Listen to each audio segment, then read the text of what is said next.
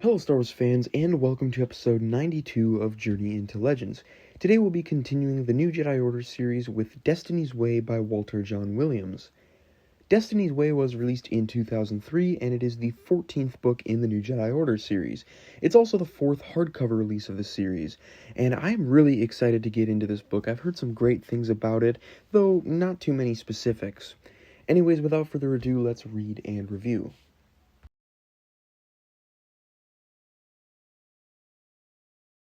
Picking up right after Traitor, we finally see Jacen reunite with his family in a series of really heartfelt moments. I was especially moved by his reunion with Luke and Mara, since Luke doesn't really get many emotional scenes anymore. However, accompanying Jacen, of course, is Vergere, who has some really interesting discussions with Luke in this book. It's always great to see Luke meet a Jedi from the old Jedi Order, and this felt like two masters exchanging wisdom, and it was very awesome. Vergere also serves the interesting role of sabotaging Alpha Red, a bioweapon designed to kill the Vong and all their biolife. The Alpha Red plotline felt pretty pointless overall. Bioweapons are a very uninteresting and lazy plot device in my opinion, and after Vergere's sabotage, the plotline didn't lead to anything other than some conflict between the Jedi and non-Jedi members of the High Council, and to make Vergere a fugitive. And finally, I'd like to touch on Vergere's death. I have some conflicting feelings here. I found her death scene a bit confusing, which I'll touch on in a bit when I talk about the Battle of Ebaq-9. I just found the circumstances of her death a bit hard to visualize, with her crashing an A-wing into the mine shaft, which somehow depressurizes the whole mine and renders the planet completely radioactive somehow. Anyways, I did enjoy the nature of her sacrifice, and her appearing to Jacen after her death was done really well.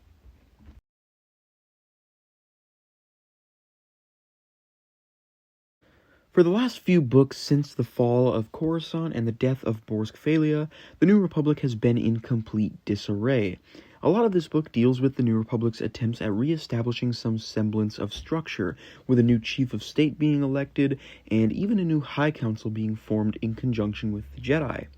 First and foremost, I found all of this surprisingly very interesting.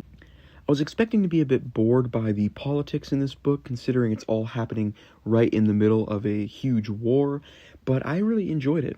Cal Omis, the new Chief of State, was a welcome breath of fresh air after having to deal with the likes of Borsk Phalia, Vicky Shesh, and Poe during the series. It's nice to finally have someone in the Jedi's corner. I also really enjoyed all of the scenes with the Jedi High Council.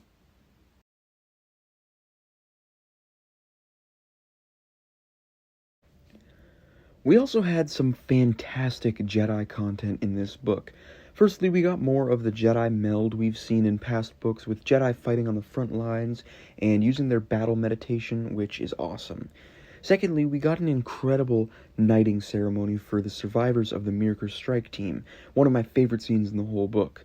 Not only was it great to see this new generation of Jedi ascend to knighthood, but it was also really emotional to hear Luke's private acknowledgement of each individual Jedi's accomplishments. Among these, we got a fantastic scene of Luke naming Jaina the Sword of the Jedi. From here, Jaina goes on to lead the fight against the Yuuzhan and eventually kills Savong Law at Ebaq-9.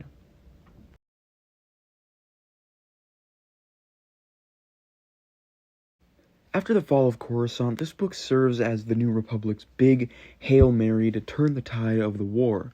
At the center of this effort is Admiral Ackbar, who returns from retirement to launch a huge multi-stage initiative against the Vong. It's so fun to see Ackbar return, and this book was a huge testament to his military and strategic genius. However, it was also really sad to see Ackbar so old and frail. Although he was originally going to be killed off in the Battle of Ebaq-9, I'm just really glad that he wasn't. Him coming out of retirement just to single-handedly save the New Republic and send the Yuuzhan Vong on the defensive, only to go back into retirement, is super badass. Anyways, Akbar's plan revolves around smaller raids on Yuuzhan-held planets like Duro and Wayland, then luring the Yuuzhan to a hyperspace dead end at Ebaq-9.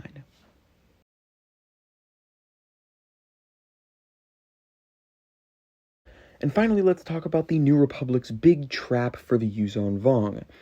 Overall, I really enjoyed the big space battle and how the battle was initially in the Vong's favor, but slowly the tides gradually shifted to favor the New Republic. However, the battle quickly shifted to a ground affair when Savong Law and thousands of Vong warriors went on the hunt for Jaina. There were certainly aspects I enjoyed about this part of the battle. I liked seeing the Voxen return, and of course it's always great to see Jacen and Jaina in action, but for the most part I found it really hard to visualize some of the action scenes, and the scenery was pretty poorly described. And like I said earlier, Vergier's sacrifice, which ultimately killed all the Vong, didn't make much sense to me. Additionally, I found Savong Law and Jaina's final duel pretty disappointing. I was expecting more of an honor duel scenario with both of them on even terms, with Jaina quickly dispatching Savong Law with surgical precision, as the Sword of the Jedi should. Instead, we got a pretty confusing duel that ended very abruptly and randomly, especially since Savong Law has been pretty much the main villain since Balance Point.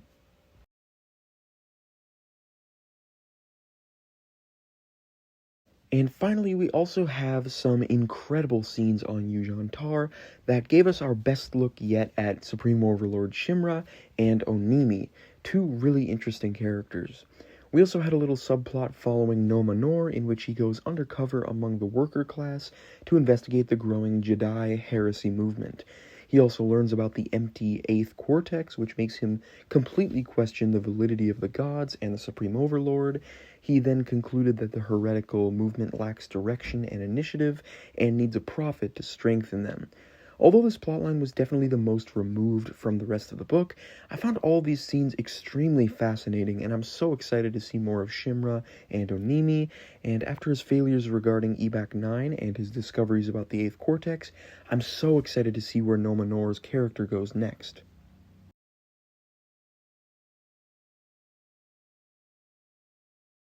So overall, I ended up really enjoying this book. Not only was it a fantastic counter to the destruction and loss of Star by Star and the books that followed, it also set up so many plot lines going forward. This is definitely one of the most important books in the series, and other than a bit of a lackluster finale, it really delivered on its promise.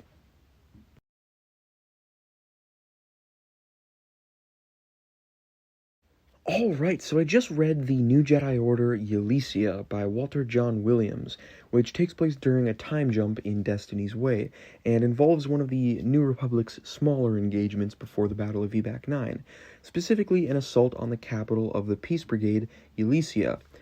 Overall, this book was nothing too special. I enjoyed seeing Ylesia from the Paradise Snare again, and I especially enjoyed everything involving Thraken Sal Solo and Senator Poe. Other than that, this story is a bit overlong. It was originally going to be part of Destiny's Way, and I can definitely see why it was cut. If it had been included in the book and been this long, it would have severely dragged the book out, so I'm glad it was cut. However, I'm also glad that we still got the story as an ebook. Alright, next we have Star Wars Tales Issue 17, which has 6 stories, starting with Planet of the Dead, in which Han and Chewie get stranded on a mysterious alien planet enveloped in fog, and they soon encounter strange zombie-like creatures that come out at night. Han meets a living local who tells him about explorers from her planet who crashed their ship in the fog and later returned as the zombies.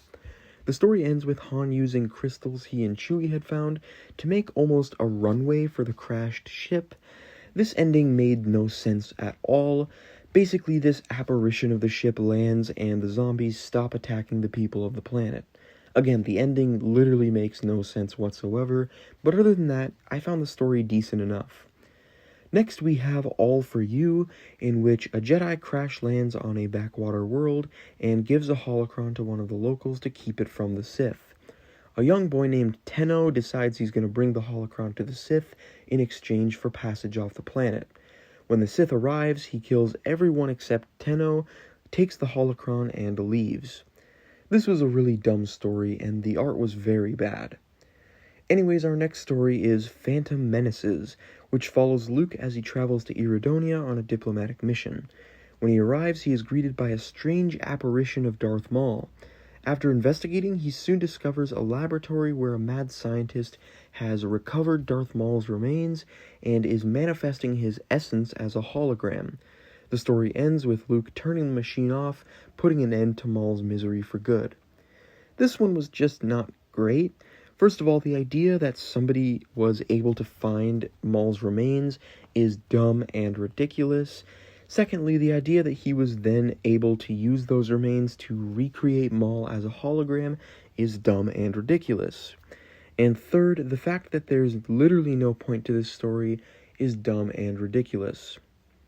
Anyways, next we've got Ghosts of Hoth, which follows Chewbacca on Hoth as he's repairing the Falcon, and he's suddenly visited by these strange ghosts.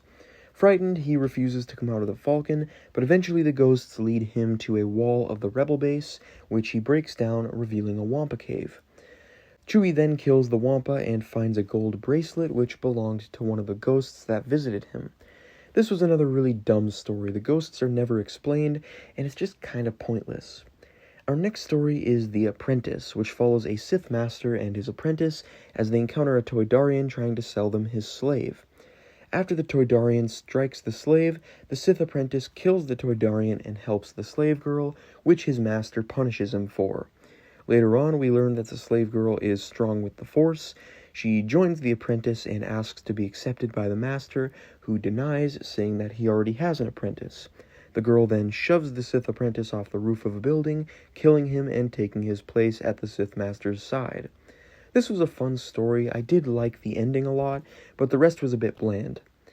And finally, our last story is Dark Journey, which follows a Jedi named Videl Durnul as she hunts down a serial killer named Cardem, who murdered her lover and multiple Twi'lek girls.